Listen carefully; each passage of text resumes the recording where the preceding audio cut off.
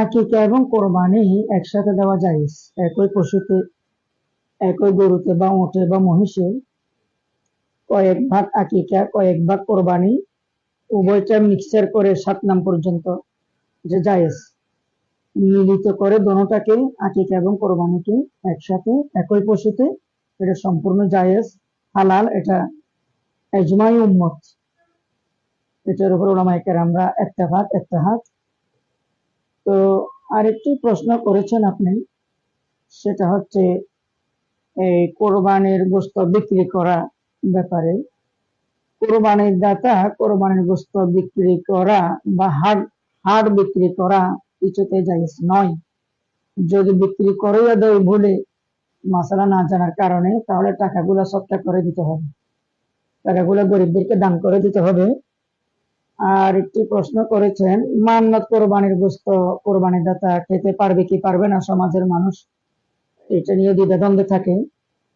আসলে ফতোয়ার কিতাবের আলোকে কয়েক প্রকারের গোশত কোরবানি দাতা খেতে পারে না, সৎকা করে দিতে হবে, দান করে দিতে হবে। যেমন মান্নত কোরবানির গোশত আপনি যেটা উল্লেখ করেছেন, 1 নম্বর, কোন ব্যক্তি মান্নত করেছে যে আল্লাহ আমার এই আশাটা, এই মান্যতটা পূরণ হলেই আমি কোরবানি দিব, আল্লাহ তার মান্যত পূরণ করেছেন, কোরবানি দিলে ওই মান্যত কোরবানির গোশত কোরবানি দাতার জন্য হারাম।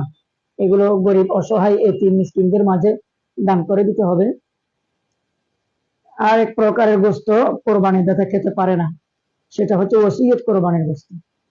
কেউ ইন্তেকালের সময় বলে গেল যে আমার নামে কোরবানি দিও, এই মৃত ব্যক্তি বলার কারণে তার নামে কোরবানি দেওয়াটা ওসিয়ত কোরবানি। এই ওসিয়ত কোরবানির গোশত কোরবানি দাতা খেতে পারে না, সৎকা করে দিতে হবে সব গোশত। আর একটি হচ্ছে এই কাজা কোরবানির গোশত। নেশা পরিমাণের মালিক ছিল, তিনি কোনো কারণে কোরবানি 3 দিনের ভিতরে দিতে পারে নাই, তাহলে 3 দিন পরে সে কোরবানি দিলে কোরবানির গোশত গুলো খেতে পারবে না, সৎকা করে দিতে হবে সব গোশত। তাহলে মান্নত কোরবানির গোশত, ওসিয়ত কোরবানির গোশত, কাজা কোরবানির গোশত, এই 3 প্রকার কোরবানির গোশত কোরবানি দাতা খেতে পারে না। নফল কোরবানির গোশত কোরবানি দাতা খেতে পারে, ঘরের বাহিরে সবাই খেতে পারবে, দিতেও পারবে। আর ওয়াজিব কোরবানির গোশত নিজেও খেতে পারবে, অন্যদেরকেও দিতে পারবে।